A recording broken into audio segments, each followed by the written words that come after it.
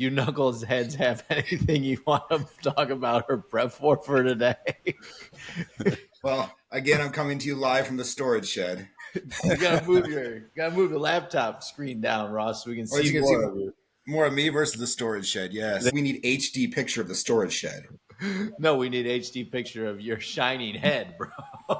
So we need a picture. Oh, I got one more for you.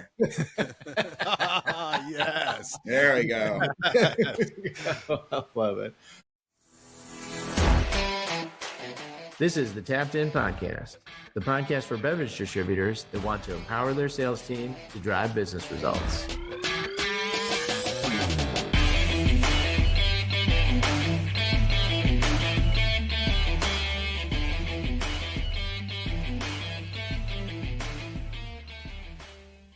Well, listen up and welcome back to another episode of the Tapped In Sales Podcast. I'm your host, Bud, here with Magic Mike.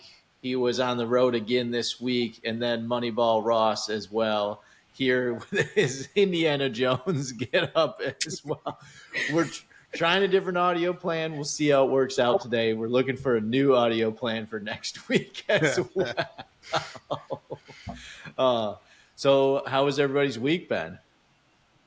Week's been good. Yeah. Love it. Was on the road again this week and last week. So closer to home this week. Mikey, you had a funny story. I did. Yeah. From last week. So when I did back-to-back on-sites last week, 2 clients in 1 week, and it was nice. And the week before I was on vacation. So it was a lot of on the road, sleeping in things that were not my bed. Right. So yeah, story. I land in North Dakota Sunday, and I get all prepped and ready for the next day. You stay at that Marriott that I told you to stay at? Yep, I'm at a Marriott. I'm at the same chain I'm always at. What's that? How good were the shower heads out there? They were okay. Oh, the room I had was like going to drown me. It was like this is where the real work gets done, where guys who actually get dirty during the day need to get clean. Like, really? It was a drown me. Yes. Mine was par. I mean, it wasn't anything extra special. So I get all settled in, and I go to bed, and my mind's just running. And I've been running around, so I can't get to sleep. I finally fall asleep. It's probably 12:30. 1:30 in the morning, I wake up, and my legs are just itchy, and I'm just so irritated, and I'm itching, and I'm itching, and I'm itching, and I'm like, what the hell, man? So I try to go back to bed, and I'm laying there, and I just can't stop itching. Now my mind's running even further. I'm like, now I feel like there's things crawling on me, and I'm like, shit, there's bed bugs here. So I jump up, dude. I jump up, I grab my phone flashlight, and I'm looking like a meth head, just ripping the bed apart. I'm looking in between the sheets.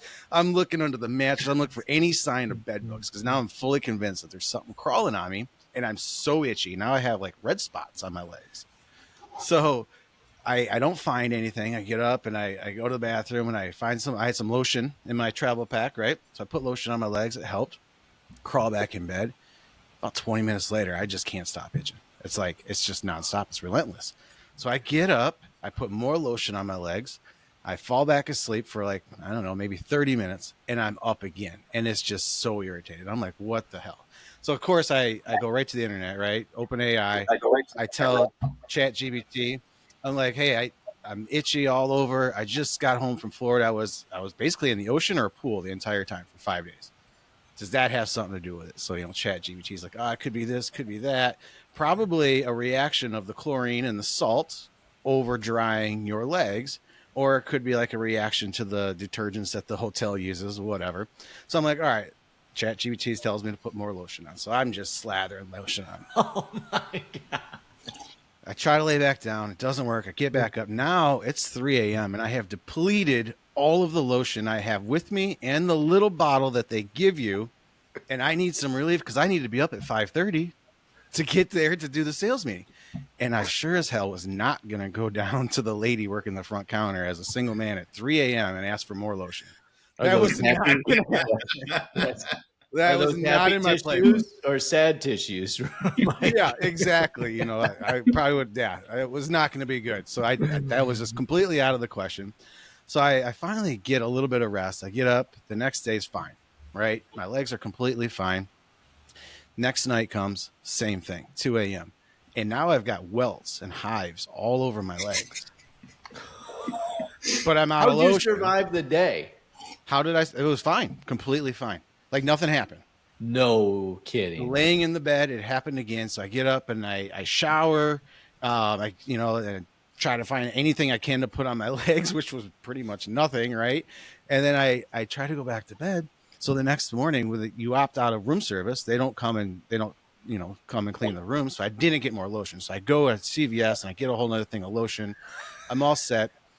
I'm walking back into the room the next afternoon, and the house cleaning ladies are up there, and I'm like, thank God they didn't clean my room, because at this point I was fully convinced that it was probably the detergents in the sheets. So I've laid down towels, which it's the same detergent, it's not going to help, but I laid down towels in my bed. I've got empty bottles of lotion all over the place. I'm like, I do not need room service, or not room service, but housekeeping, seeing what potentially is a bad situation going on in this room. It's obviously a single man traveling one suitcase. So I see her. We connect eyes for a second. I walk into my room. Wouldn't you know, she cleaned my room, and the towels that were on the bed are now gone. And I go into the bathroom, and there are 5 full bottles of the lotion. She had seen all my empty bottles of lotion, towels on the bed, just a giant, not great picture. And yeah, I was just mortified. I love it. Yeah, and you know what I think it was, because it cleared up during the day. It had to have been the bed sheets. I think I was having an allergic reaction to the bed sheets. So then, I'm a single guy traveling. I don't pack pajama pants. I'm not sleeping in pajama pants. So I slept in dress pants that next night, socks, covered myself head to toe, and it didn't happen. No. It didn't happen the rest of the trip. Yeah. So I have an extra bottle of lotion in my travel bag now, but yeah, and I don't know. I don't want to know what the housekeeper thought of me in that room. You didn't want to go back and interface with her and just say, "Hey, I did not want to see her again. Not at all. No, absolutely terrible." Oh, things we do. I've never had to sleep in dress pants on the road. I haven't had anything like that happen on the road just yet. Yeah, it was that or no sleep. And that whole trip, I mean, each night I probably only grabbed a couple hours of sleep. So I was pretty tired. I probably would ask for a different room. I'm surprised you didn't ask for a different room and try a different one. I thought about it, but I'm like, hey, if they wash all the sheets in the same detergent, and what's going to be the difference? Yep. Oh my God, that's true. Well, we're glad you survived and you're back. We're in the Tapped In studio in Michigan for you, so good to go. Today's episode, a little more conversation around compensation and some of the stuff that team leads, and we've been getting some client questions around how should we interface with like area sales managers, directors, that kind of middle management compensation. And we're going to kind of kick things off, Mikey and Ross, with a story about how Mike first got variable pay at Atlas. Yeah. I remember it clear as day. Clear as day. The conversation. So I was, Mike had been how long were you at Atlas by the time we had this? You'd never had variable pay. It was 15 years? We kicked off VXP in 2018. I started at Atlas in 2000. So yeah, 18 years of basically salary pay. Yeah, salary pay. And I had gotten to meet Ross, and Ross was like, best practices, push this through the whole organization and have everybody on it. So you need to have variable pay for Mikey as a team lead. You need to have variable pay for Tommy, and neither of you guys had any variable pay. So I remember talking to Tommy about it and be like, I think we need more than what I'm willing to do for a raise for Mike this year. And Tommy said, I think you need to do more than what you're willing to give Mike a raise to. I said, I'm going to take some base from him. And he said, you really are going to do this, aren't you? And I said, yeah, I'm going to do it. We're just going to have to decide on how much it is. So when we sat down and we talked, I think we were doing $7 or $8 grand total. And I stole $5,000 off a base on an annual, and these are all annualized numbers. I stole $5,000 off a base, and it was kind of a notification rather than a discussion. And you were like, well, do we get to talk about it? I'm like, nope, this is kind of what we're doing. Yeah. You basically handed me the sheet with the new pay structure and the new amounts and said, this is what we're doing. So how do you take it from there? What were you thinking about it beforehand? Because this is a big conversation around, like, it's a good story to start with and kind of lay the foundation for the rest of the episode.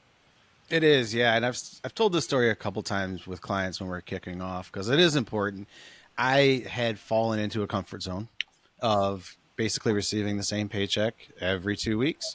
Prior to coming over to being team lead and on the sales management side, I was operations manager, so that was a salary position as well. So I was just used to my paycheck being the same dollar amount, and then if you get a yearly raise, it goes up a little bit. Never had anything variable. So when you drop that on me, not when we had that conversation, but when you drop that on me, there was sticker shock. It caught me by surprise because I was in a comfort zone of making this money. And you've talked about it before, loss aversion, right? My mind went right to, I'm going to lose. And I was afraid of what I was going to lose over what had the ability to earn on top, the extra. I've seen Bud do this before. This is how he cuts expenses now. He cuts my pay. Yeah, exactly. Yep. We just got done with a whole lot of budgeting meetings where we were cutting stuff left and right. Yep. So then here comes Mike's salaries next. But and that's how I took it. Obviously now looking back at those days, that's not how it was designed and that's not how it played out. But in the beginning, yeah, it was frustrating because I had to work for that money, right? And I had to rely on the sales reps to put in the work for me to earn that extra money. And it quickly within you did look me in the eye and you said, Mike, you trust me. Let's let this ride for 6 months. If it's not working, we'll talk about it again. And, I don't even know if we had that 6-month conversation, but it just started working, and it did a lot of things for me outside of making me more money because ultimately that's what it did. But it really changed my management style too, from why aren't you doing this to, hey, let's do this. Let's do it right now. Let's get it done. Or the next time you're here, why don't you think about doing that to, hey, shit, let's just do it. Right. Let's get it done.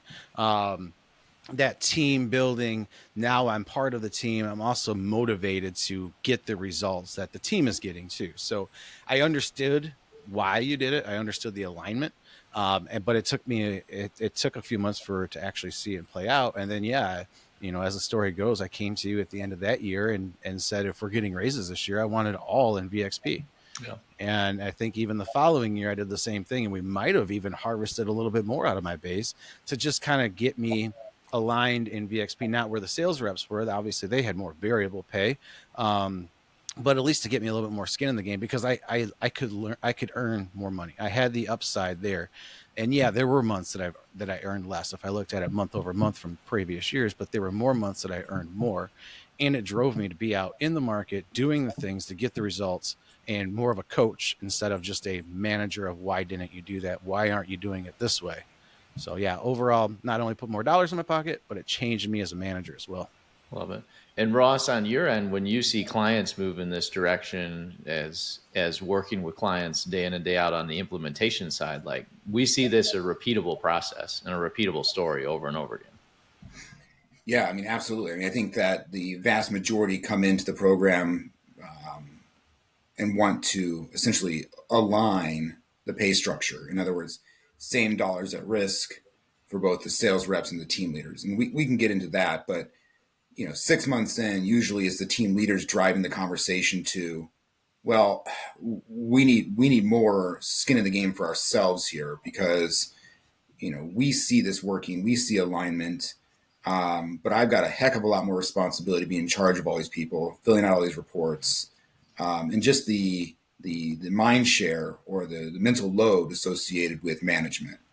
And I want more skin in the game. But when we're doing it out the door, that the upper management's scared to harvest base and put it into the program. Mm-hmm. And it's more aligned to line it up because, the natural reaction is exactly what Mike's was, which was, no. My base is sacrosanct. Don't touch it. And I don't trust that this program is going to lead to the outcomes or lead to any sort of cultural change. So I think that's what we traditionally have been seeing. And I can appreciate that too, where you set up your pay and all your bills around your base and you manage your income for expenses and everything. So I can appreciate that people don't want their base jacked around too.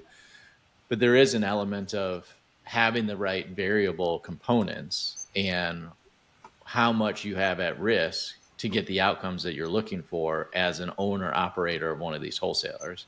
And that story, Ross, back to when team leads are looking for more money at risk, some of it has to do with the management, and some of it has to do with they see their team making potentially more because they're an average of the average, right? You know, you got 4 reps or 5 reps or 10 or whatever it is that are reporting to you as a middle manager, and they have complete exposure to how they do in their route.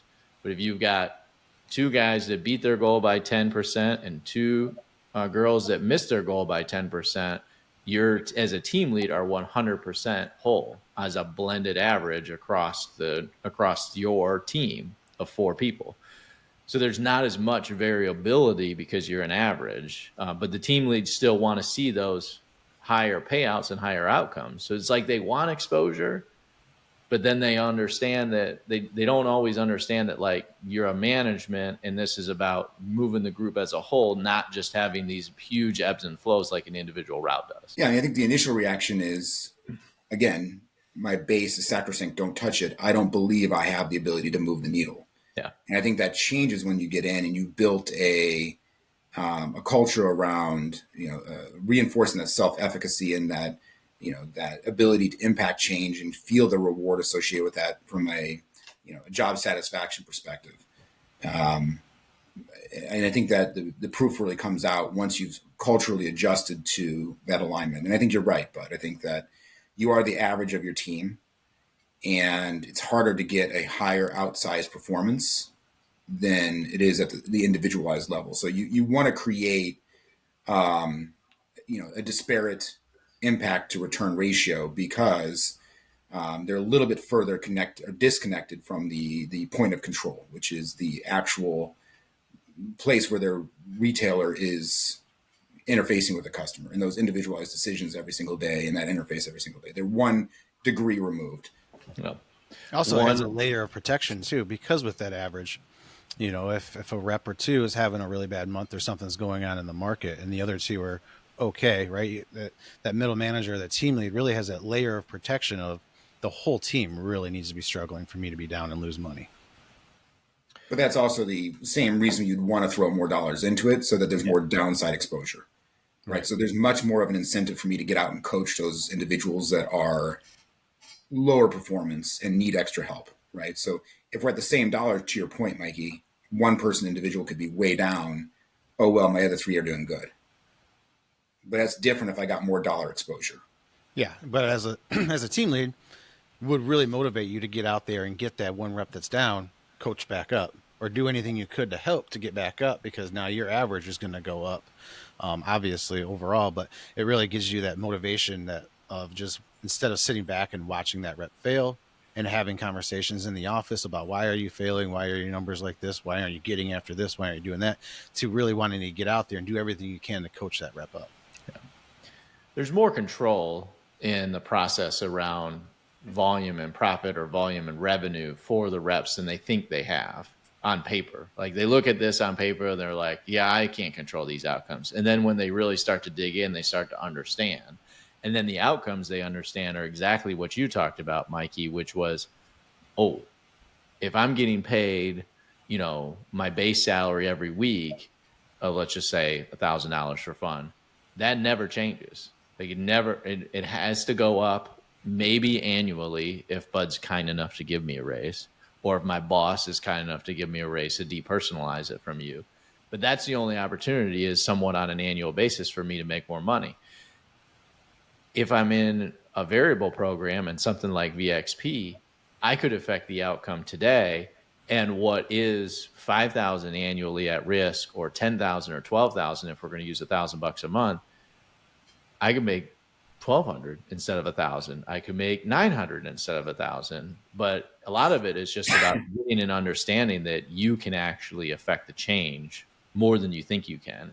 And that was the magic trick that you had, was that, okay, it was like playing poker a little bit. Like, I'm gambling here, but I can actually manage the cards and choose which hand I want to play and deal myself the next hand. I don't have to wait for a dealer to see what they're going to flip over for me. I've got way more control than just that. Yeah, and once I got over the fear of losing, right, because Yeah. naturally as a human, that's where your mind goes, is the fear of just losing. When I got over that fear and I actually saw the potential for the upside and then results and how it was actually playing out, yeah, that's exactly what I did. Is when I asked for more in that variables, because I didn't have to come and ask you for a raise. I didn't have to come and ask you every year, like, hey, this is how everything's going. Can I get some more money? It was, I know how to make more money without having to ask you now, when it was in variable, when it was in VXP. Well, and you guys learned really quickly. I mean, you already knew Bud's a cheapskate. So Yeah. when he wants, if he's going to say, you know what, the budget, because this is what I used to do for the departments, is like, here's your budget for the percentage or allocated dollars that I'll let you do a raise. You choose how you want to split them up amongst the team. And for 3 years in a row, each time the sales team came back, and this isn't just you as a team lead or Mikey or Tommy as the sales manager, the sales reps wanted more variable too, because they figured out that if we do a wholesale 2.5% or 3% cost of living raise and we beat our goals, that 2.5% or 3% actually behaves like 3.5% or 4% or 4.5%. And that's just a more effective way to get more money. And I think it was, we started with like a 75-25 blend. And when we finished running Atlas, it was much closer to 68 or 66 base and more at risk. Like it was somewhere, we had moved the needle by 5 or 6 percentage points to more at risk. We did. Just through those organic raises. Yeah, and it was nothing that we just did with an iron fist. It was a collective.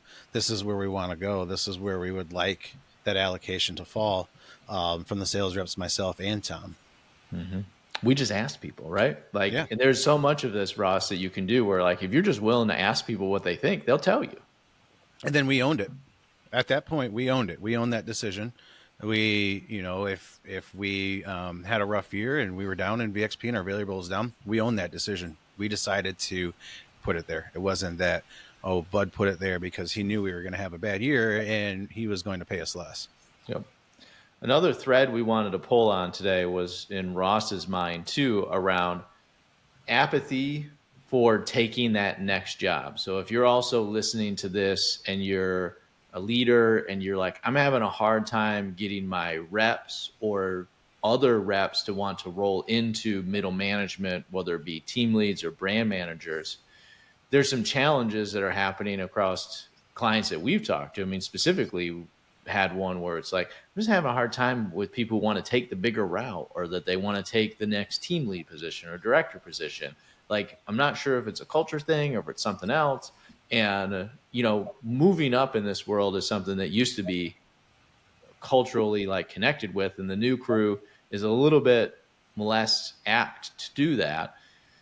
And there's some challenges around that. Some of it's behavior, some of it is culture, and some of it might just be incentive structure too at your organization if you're hearing and listening to these issues too. So something's changed, Ross. What's going on in your mind? Yeah, so I think looking at the kind of plan for today's call, my first question is, we need to dive deeper into the why. And I think we need to step outside of the four walls of our industry and take a look at what's happened over the last 25 years in the broader macro space. And I think it's not just limited to our business. And I think you said a great thing, Bud, which was, my boss won't give me a raise. Well, these currents or these trends impact us individually as sales reps, management, and owner management, right? And what I mean by that is, an uncomfortable truth, and I'm going to dive right into it here, is that if we look over the last 25, 30 years, the amount of increase in the money supply, M2 money supply, has been roughly 6% a year. Okay. And during 2020, that rose to 33%, followed by 16. So in 2 years during COVID, 50% increase in the overall money supply. Now, if you listen to financial news, media, or whatever, it's going to tell you that CPI remains relatively anchored at 2%. Yeah, we saw a spike during COVID, but don't worry about it.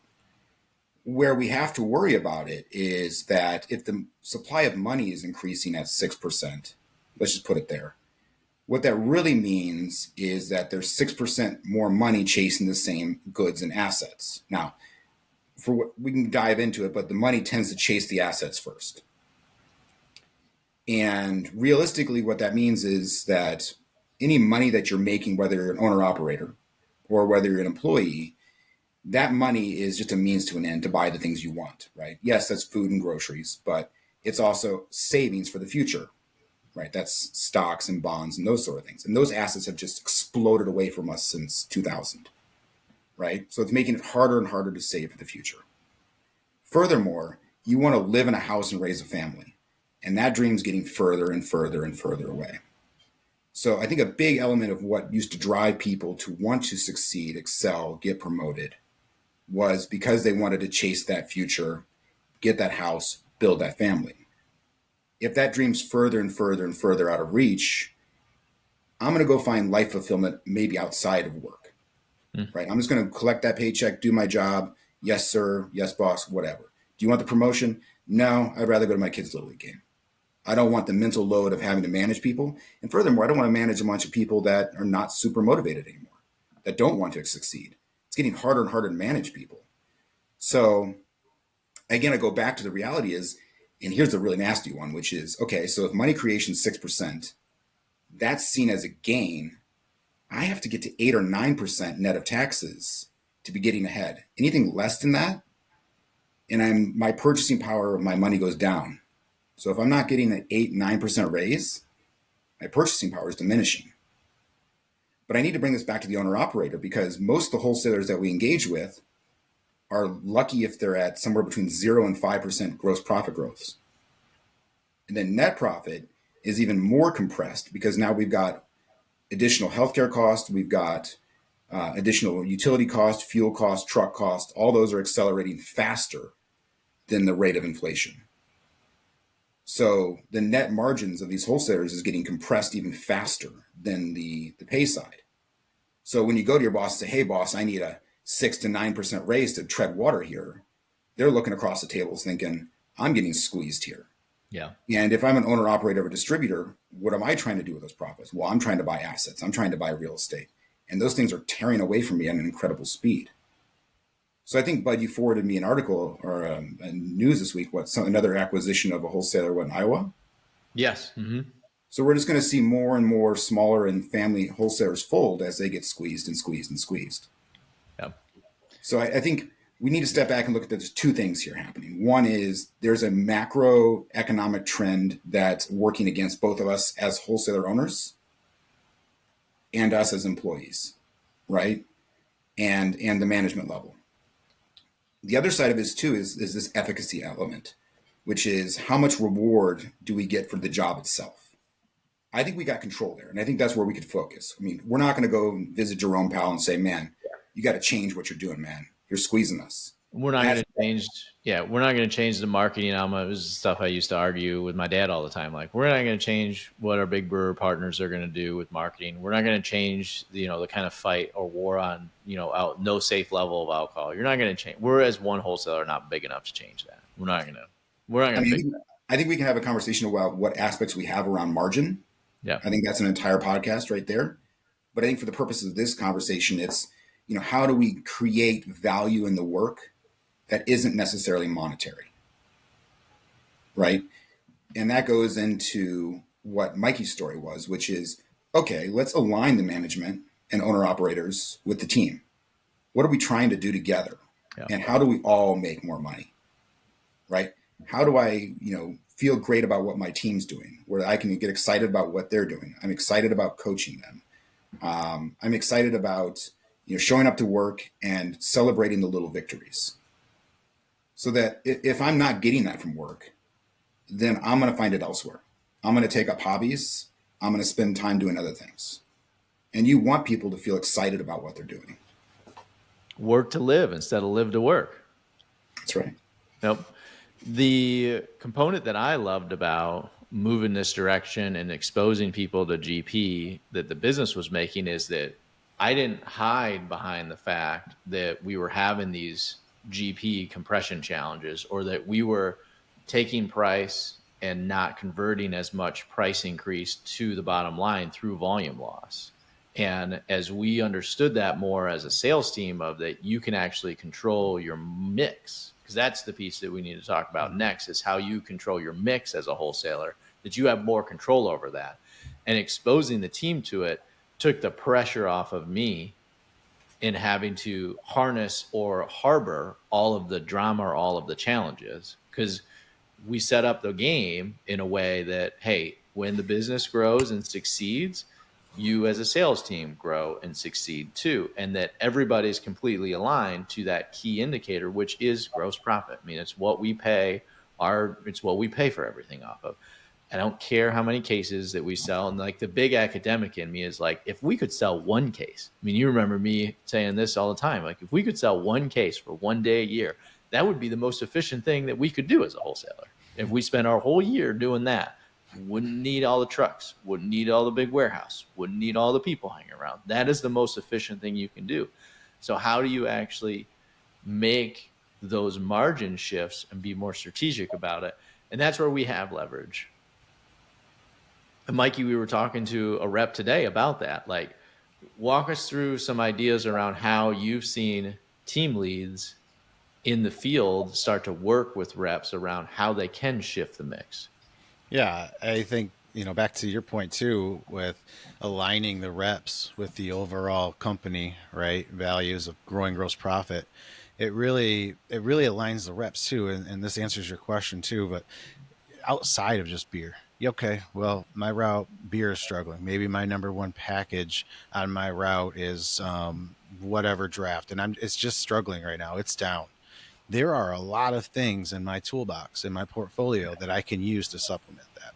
Now, outside of the world of VXP, I wouldn't think about making sure I had every single NA product in all of my accounts that I made sense. I wouldn't think about making sure that, this juice has super good gross profit on it. Why can't I try to get it in every single account? So, with the VXP and everything else that really aligns with the team leaders down to the rep level, is finding those opportunities, not just getting tunnel vision.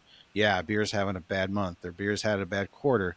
Well, you know what? Maybe NA's not. Maybe NA's on fire, and we're missing a lot of opportunities because we're dwelling on the fact that we're just losing out on beer. But I have this whole warehouse or this whole portfolio full of some great NA opportunities too. And that's where the team leader really gets involved with the rep too, to spot those opportunities, because reps become complacent, right? We really do. Anybody that does the same thing over and over again, we just become complacent. That's why a team leader or a manager or senior leader can walk into an account and identify 5 things, probably POS, that is outdated by over a year, or baseball POS up in the middle of winter. Some of it's vintage, some of it. The reps become complacent and they just get stuck in kind of what they're doing, right? When you get some outside eyes, and it's just a totally different story. So yeah, with the team lead being on board of, yeah, this account looks great, but we're really under indexed. We have some great NA opportunities here. We have some juice or energy drinks or water. We have all, and this is all incremental GP, and this is how you're going to grow your GP, for not only for the company, but for yourself, and get yourself some extra dollars. For sure. Ross, anything to add around margin shift, mix shift, and how wholesalers can do that more efficiently and effectively too? For me, it goes back to, if we're not growing 6 to 9%, yes, we're increasing in nominal terms, but we're losing in real terms. And, our ability to shift that mix is critical. And I think you said something important, which is I can sell less and make more money. Yeah. I think that's one of the biggest aha moments of all of this, because I can cut costs. I can take a truck off the road, right? And that's an important element, that, again, the costs are accelerating faster than our revenue. So our ability to reduce that cost structure actually just amplifies our upside. And again, exposing our sales team to what it takes for us to get ahead in real terms, you'll be surprised how that changes the culture of the business. And it happens fast. What I loved at the end of the day was we got so efficient at Atlas that we actually stopped fighting the number of routes or the number of stops. And we got to the point where we were fighting the clock. It was fighting time. We didn't have enough people. Like, seriously, Mike, we looked at another reroute and it was like, there's not enough time in the day. It's not that we couldn't cut a route. It's that how do we actually do it with the time allotment we have? There's too many miles and there's not enough daylight and there's not enough accounts that to make it that we couldn't do it. So if you're that efficient and you've ground, like, that's hard too. I mean, remember how many arguments we had to go through, Mikey, around, trimming staff and doing attrition and having people leave and taking it out. Like, it's incredibly emotionally draining where you're not having the people replace. I remember getting in an argument with Larry and being like, I wish I could tell you guys that this is 1992 and I'm going to hire another driver next week, but it's 2010 and it's not working like that anymore. It's a whole nother animal. Like, it just doesn't play out like that. And it's painful and it's challenging and it's a lot of work. But as soon as we started talking about VXP and volume and profit, actually growing the top line of the business was way more fun, way easier, and changed the funness and the culture side. It got us out of a doom loop in a way that I had never been able to get us out of a doom loop on anything else. It just couldn't do it. And I didn't know how to do it. And it got way simpler and way easier for us. And Ross, you kind of had the similar experience running your wholesaler too, didn't you? Yeah. And I mean, I think it's important to say that I started on operations and the finance side. I looked at sales as like these, happy-go-lucky, these happy-go-lucky people strutting around the office and thinking that they were the most important people. But going to play golf. Yeah. And then, we're doing the hard work of cost cutting and all the other stuff on the operations side. And it's really easy to get really into the minutia from a finance and operations perspective. Okay, how much are we spending on copy or paper? Can we outsource that? How much are we spending on the landscaping? Okay, maybe they can come every other week. These are drops in the bucket, right? And to your point, that's not fun, and it's a shitty conversation. When I got in a position where it was more holistic view of the wholesaler, it became very obvious to me that it's so much easier to move the needle from a profitability perspective and a mix perspective, and increase your profit by, let's say, 10%.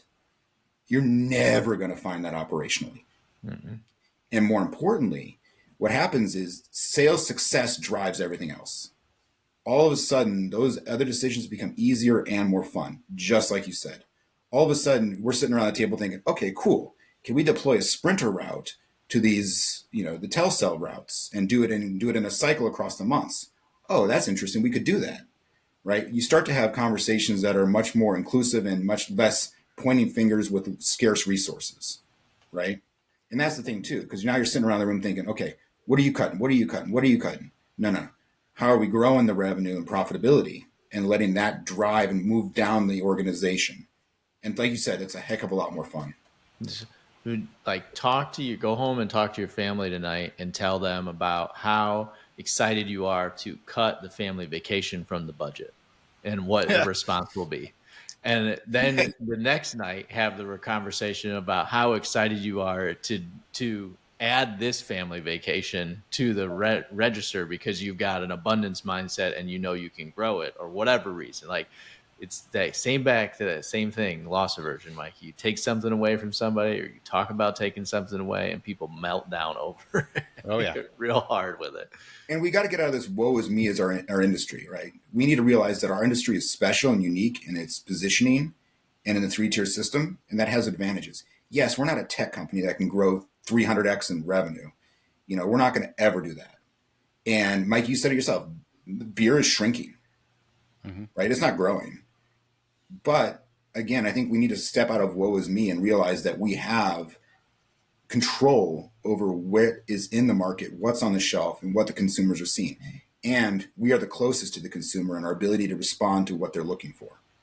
So I think we get in this with mindset of, oh, we're just A to B. We can't get out of this. It is what it is. And it's just going to get worse every year. And we just got to figure out how to deal with it every year and cut cost. There's another way out here. Way better way. And, now with all of the valuable brands that we've brought in and all of the multitude of options that we bought in. There are huge scale opportunities, even inside some of the smallest wholesalers, to shift the mix and be excited about new things to sell, and to get out of just being a beer distributor alone and move into a geographical distributor in some way. I mean, some of our clients are selling popcorn and are selling pretzels and are doing great at it and like having tons and tons and tons of success with it. And to me, beer distributors are tough to beat. This is where I get excited about the industry, and why I'm still in the industry too, is that we're tough to beat. We're tough to kill as a crew. And we have a valuable route to market. We go to these accounts where people go and buy product every single day. And we go every single week to support those consumers with those products. People want to do business with us. That's why we built so many billionaire NA brands. Exactly. Yes. So like, keep adding to the portfolio, keep strategically finding ways to do it, but you have to find ways to make people want to win that work for you. And that is what that's what a bulk of the prior conversation is about, is how do you make upside? How do you build a game that people want to play and people want to win and are excited about it, that the company benefits from? And when the company benefits, the team benefits from that too. And it was New Belgium that put this kind of concept into the ethos for me. People use the word sustainability. And what our immediate reaction as Americans is green energy, right? But they said that's not what it is for us. Sustainability is about being able to do what we do today, tomorrow, better and bigger. And that's what we started talking about at Atlas, and what we talk about with our clients is, how do you make what you do sustainable so that you can continue to do it for generations to come? Because Russ, to your point, these are special businesses. They're generational businesses. We have an opportunity to continue to have them be around for generations to come. And that's what I get excited about. Yeah. Here's my sales pitch for any supplier that's on that's thinking about our industry. It's nobody. I would charge you that nobody has a better relationship with the retailer and, quite frankly, the customer than in our industry. Mm-hmm. Now, yeah, absolutely. I can go down the rabbit hole again of how I don't like incentives, but how we use that relationship to do things. But if you come in with the right product and the right profitability and the organization's aligned, you're going to find that, I hate the term brand building, but the closest you're going to get to that is our industry. For sure. The ability to take something small that has the right, that's the right product at the right time and make it fly. You're not going to get that in any other distribution network than in our industry. It's fun to watch. You got to love it. Something to be proud of too. I introduced a client this week to popcorn. It's like, you should sell popcorn. He's like, well, we're thinking about selling barbecue sauce. I'm like, well, why not? Why not? Match made in heaven, right? Popcorn and barbecue sauce.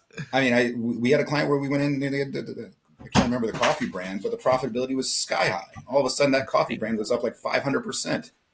Like, it's not that hard to sell coffee. It's got a good story. And got great margins. So let's go. You've been drinking a cup the whole time we've been here recording. I was right there. $20 a GP per case right here, baby. Love it. I heard coffee tastes better with your hat on. There you go. Well, there is a story here. We are, for the Easter weekend, we're going out to to a ranch where, it's what we do on Easter. We're going to ride some horses. Nice. You guys may think I'm soft, but nope.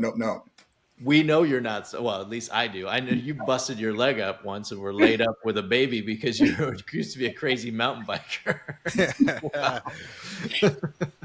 Love it. Well, good episode, boys. I appreciate you two jumping on.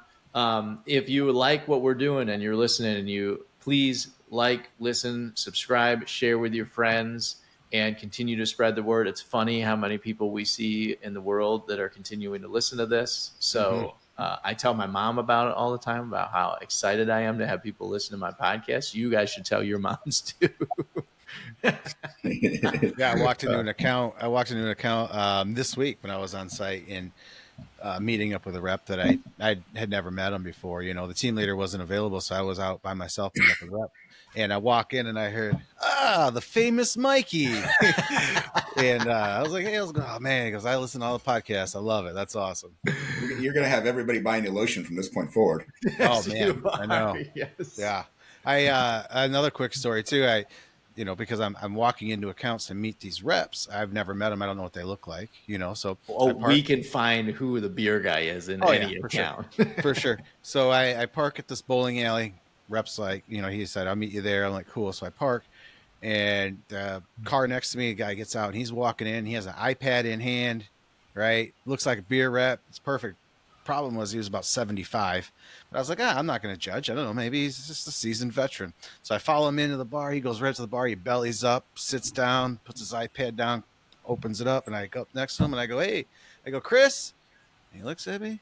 And I go, I'm Mike with VXP. He goes, Tom. And he shakes. It wasn't the beer rep. He goes, Tom. He goes, this is my buddy Bill over here. Sit down. I'll buy you a beer. What do you want? Yeah, he was just a patron with an iPad. That's awesome. He came in to play some Candy Crush and drink some beer. Yeah, he was just going to drink some beer, and he had his iPad, so I thought he was the guy. But I met Tom and his buddy Bill, and we talked until the rep got there. It was great. That's awesome. Well, cheers, boys. Have a good weekend, and until next week, drink a couple beers this weekend. Absolutely. Cheers.